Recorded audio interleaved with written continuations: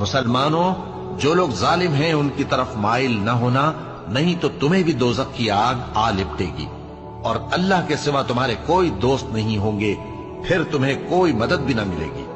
और दिन के दोनों सिरों यानी सुबह और शाम के औकात में और रात की चंद सातों में नमाज पढ़ा करो। कुछ शक नहीं कि नेकियां गुनाहों को दूर कर देती हैं। ये उनके लिए नसीहत है जो नसीहत कबूल करने वाले हैं। और सब्र किए रहो कि अल्लाह नेकुकारों का अज्र जाया नहीं करता।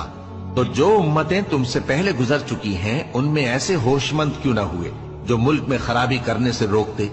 हाँ, ऐसे थोड़े से थे जिनको हमने उनमें से नजात बख्शी, और जो जालिम थे वो उन्हीं बातों के पीछे लगे रहे जिनमें ऐश व आराम था, और वो गुनाहों में डूबे हुए थे। और तुम्हारा परवरदिगार ऐसा नहीं है कि बस्तियों को जबकि वहां के बाशिंदे